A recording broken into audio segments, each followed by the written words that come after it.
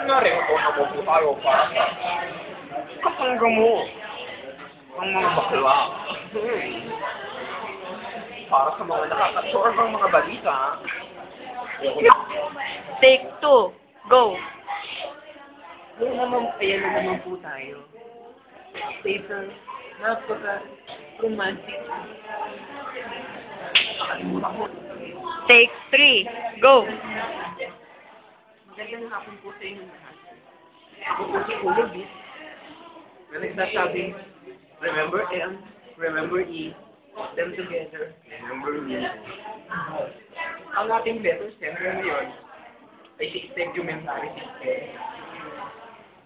At ang kanyang sinulat, hindi yung Kuya Bit, yung problema po ako, hindi ko po alam kung anong ice cream ang kakainin. Meron po kasi binigay sa akin na ice cream ang nanay at tatay ko. Pero pinapipili nila po ako kung San Trival o Rocky Road. Sa una po, favorite ko yung Rocky Road.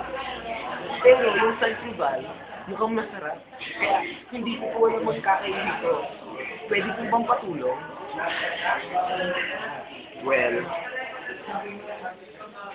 Well, integumentary. Ang masasabi ko lang sa problema mo yan, kainin mo silang dalawa. Wala namang masama, binigay na sa'yo yan. Kaya wala namang masama na kainin mo silang dalawa. Kung pinahawak lang sa'yo, sige, pumili ka. Pero binigay na sila sa'yo. Okay, for our next letter sender, si Mang Jose. Ako po, dear Kuya po, ako po si Mang Jose. Nagtatrabaho sa buhay. Binenta ko po ang kalabaw ko dahil wala po ako cellphone. Ngayon po, namumblema ako. Dahil wala naman akong panload. Binabala ko pong ibenta ulit ang aking cellphone para magpa-load ako. Ano po ba ang tama kong gawin? Ano ba ang nararapat kong gawin, Kuya Vin?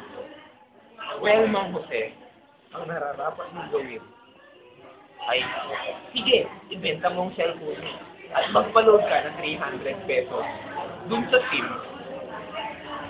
na binili mo. Huwag kang mag-alala.